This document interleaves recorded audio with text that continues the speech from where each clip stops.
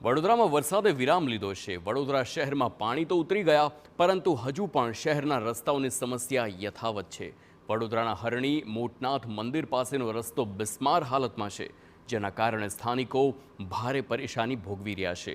અનેક રજૂઆતો બાદ પણ હજુ તંત્ર દ્વારા કોઈ કામગીરી કરવામાં નથી આવી, જેને લઈને ભાજપના પૂર્વ શહેરના કારોબારી સભ્યએ કોર્પોરેશનમાં રજૂઆત કરતા વીએમસી દ્વારા રસ્તા બનાવવાનું ફંડ ન હોવાની વાત કરી, જેને લઈ હાલ એક ડોનેશન બોક્સ તૈયાર કરવામાં આવ્યું છે, જેમાં 1 માસ સુધી સ્થાનિકો પાસેથી ફાળો ઉઘરાવવામાં આવશે અને 1 માસ બાદ આ ફાળો રસ્તો બનાવવા માટે વીએમસીમાં જમા કરાવવામાં આવશે।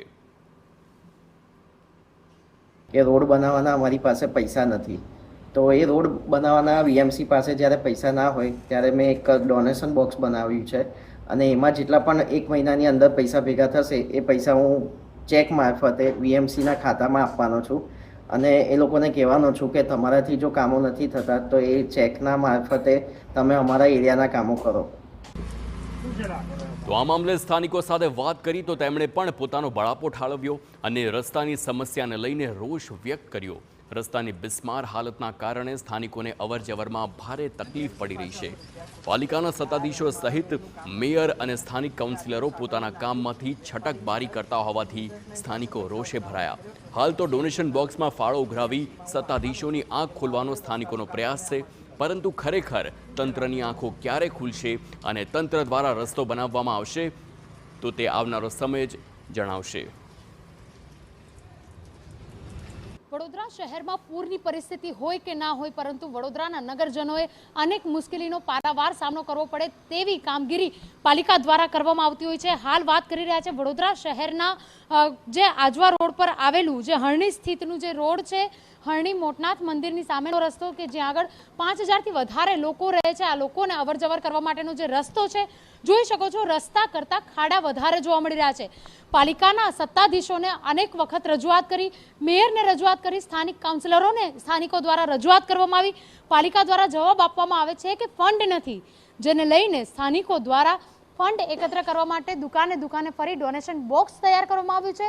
આ ડોનેશન બોક્સ થકી સ્થાનિકો સાથે ચર્ચાઓ કરવામાં આવે છે અને સ્થાનિકો પાસેથી રૂપિયાની ઉઘરાણી કરવામાં આવે છે। ગઈકાલથી ભાજપના જ પૂર્વ શહેર કારોબારી સભ્યએ આ નાણાંની ઉઘરાણી શરૂ કરી હતી। આ બાબતને લઈને કેટલાક સ્થાનિકો હાજર છે, તેમની સાથે વાત કરીશું। કેમ જરૂરિયાત પડી નાણાં ઉઘરાવવાની? અમને એવી જાણકારી મળી છે કોર્પોરેશન પાસે રોડ બનાવવા માટે ફંડ અવેલેબલ નથી, તો અમે બધા સ્થાનિકો ભેગા થઈને, દુકાનદારો, વેપારીઓ બધા ભેગા થઈને ફંડ એકત્રિત કર્યું અને બીજેપીના કાર્યાલયમાં અમે આપવાને ચેક દ્વારા આપીશું અને એ ચેક દ્વારા અમે રોડ બનાવવા માટેનો એમને આગ્રહ કરીશું કે રોડ બનાવવામાં જલ્દીથી, કારણ કે પબ્લિકને ઘણી બધી હાલાકી પડે છે। તમને એવું લાગે છે કે તમે રૂપિયા જમા કરાવશો પછી પણ પાલિકા ઊંઘમાંથી જાગશે? હવે કદાચ એમને કંઈ ભગવાનની કૃપા થાય અને જાગી જાય તો સારું છે, કારણ કે પબ્લિકને ઘણી બધી તકલીફ પડે છે। વડીલ લોકો, સ્કૂલે જતા બાળકોને અને જે યુવા વર્ગ છે એ લોકો નોકરીએ જાય છે, એ લોકોને પણ ઘણી તકલીફ પડે છે। તો મેયરને, બીજેપીના કોર્પોરેટરને, સાહેબોને જણાવવા વિનંતી છે કે આ જલ્દીથી જલ્દી રોડ બનાવે અને પબ્લિકને સહકાર આપે। બિલકુલ, પબ્લિકને સહકાર આપવાની વાત કરવામાં આવી રહી છે, ત્યારે અનેક વખત સ્થાનિકો દ્વારા મેયરને રજૂઆત માટે ફોન પણ કરવામાં આવતા હોય છે, પરંતુ મેયર દ્વારા ફોન નથી ઉપાડવામાં આવતો। બીજા પણ એક સ્થાનિક દુકાનદાર હાજર છે, તેમની સાથે વાત કરીશું। ખરાબ રસ્તો છે, કેટલી મુશ્કેલીનો સામનો કરો છો? અહીંયાથી અવર જવર માટે ખૂબ જ મુશ્કેલી પડે છે। નાના નાના છોકરાઓ તેમજ વડીલ લોકો પણ અહીંયાથી નીકળે છે, તો કેટલીક વખત ઇન્સિડન્ટ પણ બની શકે છે, કોઈના પગ પડવાથી કોઈના પગ પણ ભાંગી શકે છે। તો બેટર છે કે જેમ બને એમ આનો નિકાલ। અચ્છા, જેવી રીતે રસ્તાના ખરાબ પરિસ્થિતિ છે, રૂપિયા ભેગા કરવાનો જાતે વારો આવ્યો છે, સ્થાનિક તરીકે તમારે જ તમારા રસ્તાની જવાબદારી બની રહેશે? એકચ્યુઅલીમાં આની જવાબદારી કોર્પોરેશનની હોય છે, પણ કોર્પોરેશનમાં કદાચ બની શકે કે એમની ભ્રષ્ટાચારના લીધે આ રોડ નહીં બની શકતા, તો એના લીધે એવી બધાએ વિચાર્યું કે આવા ઇન્સિડન્ટ ના બને, એની કરતાં બેટર છે કે બધા ભેગા થઈને રોડ બનાવે। બિલકુલ, તો જેવી રીતે વાત કરીએ, સ્થાનિકો કહી રહ્યા છે કે પાલિકા કદાચ જાતે કામગીરી નહીં કરે એવો વિશ્વાસ હવે સ્થાનિકોના મગજમાં આવી ગયો છે। તેના કારણે સ્થાનિકો દ્વારા જાતે ફંડ એકઠું કરી, જાતે જ પોતાના વિસ્તારના સ્થાનિકો છે પોતે જ અવરજવર કરવાની હોય, પોતાના માટે અવરજવર કરવાનો જે રસ્તો છે તે યોગ્ય બનાવી અને લોકોને મુશ્કેલીનો સામનો ના કરવો પડે તેના માટેની હાલ કામગીરી કરવામાં આવી રહી છે। કેમેરા પર્સન રોહિત ગોયલ સાથે Anjali Oza, TV9 Vadodara. Ward number 3ના ભાજપના કાઉન્સિલરે કોર્પોરેશન તંત્રનો બચાવ કર્યો।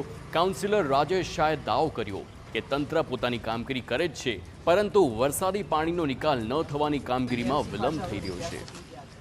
મારા રોડનું કામ નથી કર્યું. કોર્પોરેશન દ્વારા ખૂબ એગ્રેસિવલી કામ ચાલુ કરવામાં આવ્યું છે. જ્યારે ફ્લડ આવ્યું આશરે 1 મહિના પહેલાં, તો આપ જોઈ શકો કે સૌથી વધારે અસરગ્રસ્ત વડોદરામાં કોઈ વોર્ડ હોય ને તો 3 નંબરનો વોર્ડ થયો છે. 3-4 દિવસ સુધી પાણી ભરાઈ પણ રહ્યું છે.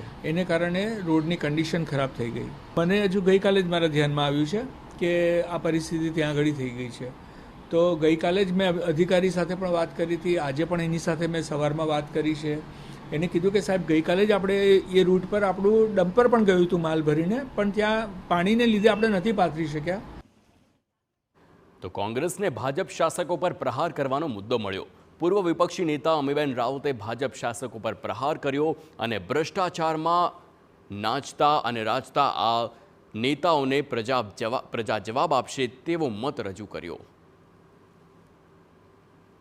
એમના જ કાર્યકરો એમને એક્સપોઝ કરી રહ્યા છે, ઘરે ઘરે જઈને દુકાને જઈને ફંડ્સ એકત્રિત કરી રહ્યા છે કે રોડ બનાવવાના પૈસા નથી. રસ્તાની હાલત કેટલી ખરાબ હશે આપ વિચારી શકો છો, અને નાગરિકોની હાલત કેટલી કફોડી છે આ ભારતીય જનતા પાર્ટીના શાસનમાં, એ બી આપ સમજી શકો છો.